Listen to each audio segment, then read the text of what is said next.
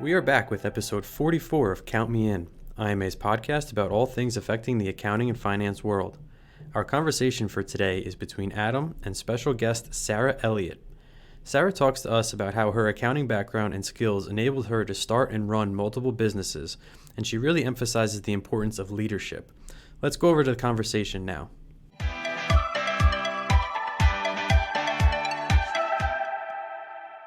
So Sarah, can you please tell us a little bit about your accounting experience? Of course. So I am a CPA and I practiced in public accounting for 14 years in the audit space. So I spent 10 years at Big Four. I worked for PwC. 8 of those years were in Austin, Texas, which is where I am now. And I had some really great experiences and challenges at PwC. I feel like somehow I worked on a lot of engagements where the company was restating, which made things extra interesting and challenging. And so I just really got to learn a lot, love digging into the messiness of some of those things and making it through it. A couple of years later, when it was time for me to become an equity partner, I actually instead chose to take a leap of faith to start my own business because I had learned more about myself and I knew I wanted to make a bigger impact in the accounting profession than just one firm. I really wanted to expand the impact to the profession as a whole. So I took that leap of faith in 2014 and I was 5 months pregnant at the time. So it was scary and exhilarating and fun. And I'm somehow here to tell the tale. So, you've mentioned that you started your own business. You've started Elevate and ultimately Intend to Lead. Can you tell us what contributed to wanting to start those, and then what areas of interest of yours sparked the initiatives? Sure. So it's a bit of a convoluted story how all this came to be. So the short answer is both businesses are something that I wished I had for myself at a point earlier in my own journey. So I saw a need. It was a need I had in me. And I thought, wow, I really want to give this back to others. So the longer answer, and by the way, there's been a lot of twists and turns with Elevate. So if you'll stick with me, you'll see it's kind of an interesting story. And I think as an entrepreneur, it's not all that uncommon that we end up in a place where we didn't see setting out. We're really just figuring out as we go. So initially, right when I was in the practice of accounting, I had done some volunteerism through the AICPA on a couple of task forces. And my work there helped me see that there was a real need for leadership development in this profession. I saw the challenges that were not just at my firm, that they were the same as the entire profession. And so I started to see that there was alignment in our leadership challenges with my own gifts and my own passion.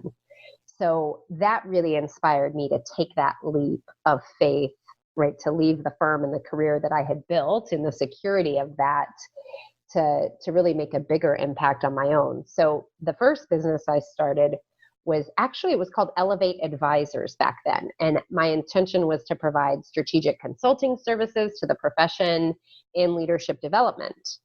And I was 5 months pregnant, if you'll remember. So I had about 4 months of a runway before I had my kiddo. And what was interesting was in those 4 months as more of a generalist consultant, I realized that there was really more that I wanted to bring. I wanted to bring that magic of coaching, which had such a profound impact for me.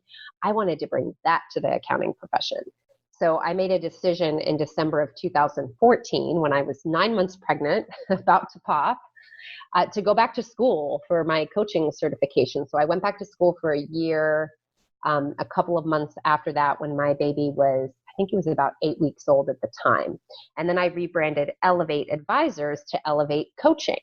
And my focus at that time was really on coaching women in the profession because I really believe that we need more women leadership in this profession. We need more diversity, and women leaders have so much to offer the profession that we really need right now. And I think women bring a really strong, different type of leadership to this profession a really human side of leadership, collaboration, empathy, compassion, inclusion, creativity, and we really need more of that. We need more balance in this profession. So I was focused on coaching for women in accounting. And then I met Brian Cush, who's my amazing partner for Intend to Lead. So I met him in the fall of 2015. Another coach, another CPA who had turned into a coach, but he was a few years ahead on his journey than where I was. And so a mutual friend said, "Oh, you two need to meet." We met via phone. We instantly connected. We shared the same values and vision for innovating leadership development in the profession and for bringing the magic of coaching right to accounting.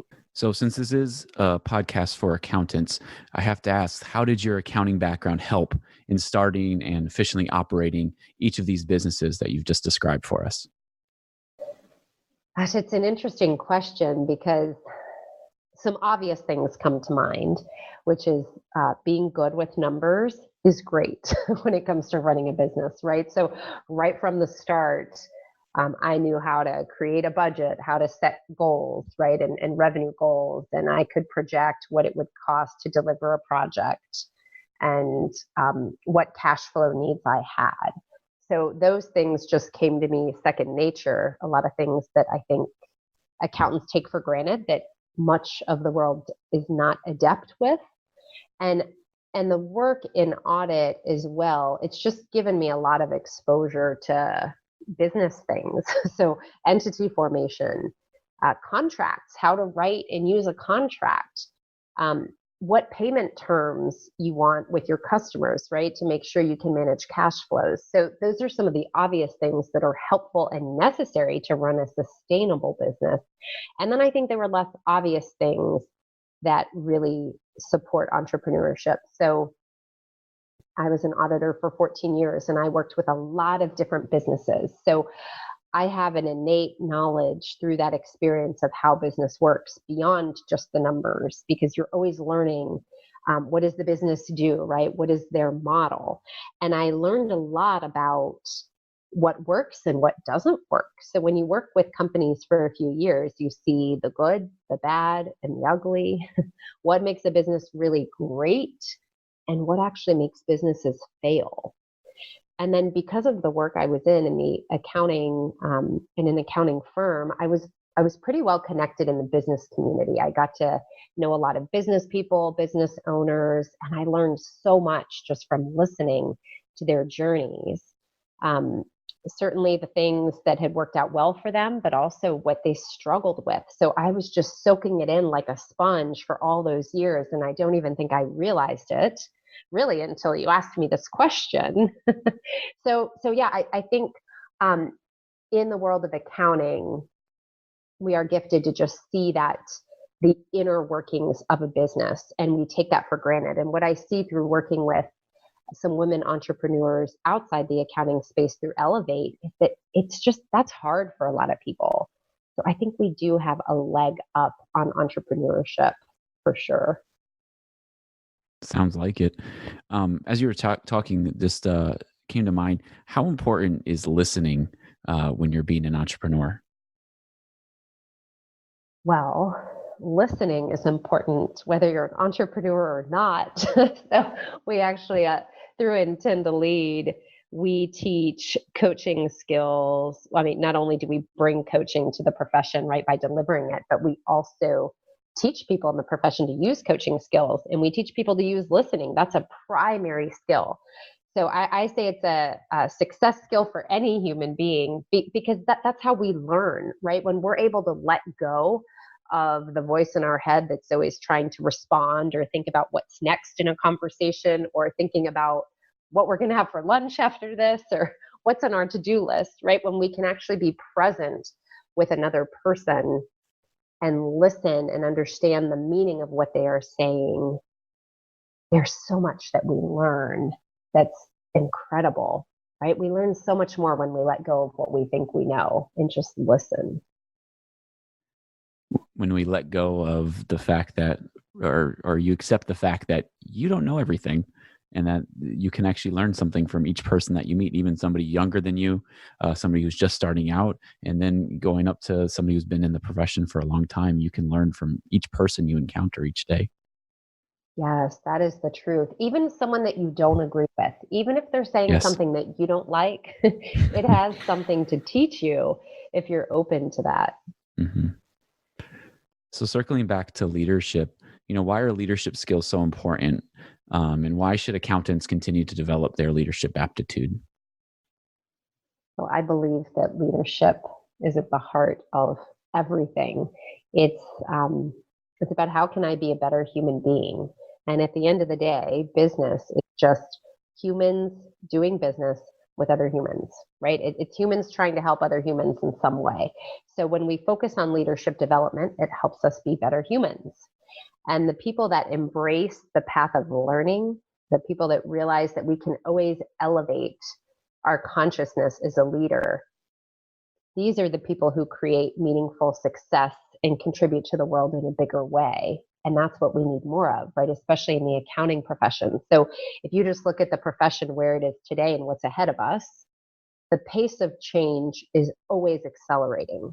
It's just getting faster and faster in every moment. So we've got to adapt. We've got to innovate. We need to create new ways of doing things, and we need to work together to do that. It's not just one person. We've got to collaborate, right? And we need diversity at the table to be able to truly innovate and create something new.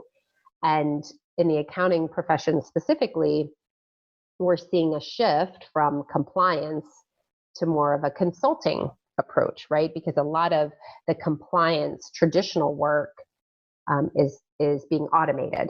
So we've got to get comfortable as accountants with ambiguity, with the unknown, with looking forward instead of backwards. And I think the more that technology is coming into the world, right, and into business and automating so many things, it makes our human-to-human skills even more important.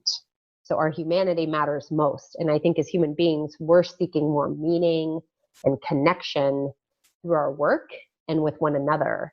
And the cool thing about coaching specifically is coaching provides meaning. It gives people that space to make meaning, and it provides opportunities to really understand other human beings. And so just coaching and leadership development as a whole, it's just incredibly powerful. And I think we really need it right now more than ever. Is there space to be vulnerable in the midst of a fast-changing business world? Not only is there a space to be vulnerable, I think it's required. I think in the fast-paced, right, this world that we live in, and in this world where all of us human beings are seeking to connect with one another and to grow and to learn, we have to be okay being vulnerable and saying we don't know everything yet. And in fact, what connects us as human beings are often the struggles that we share, right? And through the work that I am blessed to be able to do in coaching, that's what I get to see from people is their deepest vulnerabilities. And the thing is, when you're willing to dig deep and be vulnerable and share those with someone, it gives you the opportunity to move through it and beyond it, right? And to elevate yourself as a leader in ways that you never could otherwise. This has been Count Me In, IMA's podcast, providing you with the latest perspectives of thought leaders from the accounting and finance profession. If you like what you heard and you'd like to be counted in for more relevant accounting and finance education, visit IMA's website at www.imanet.org.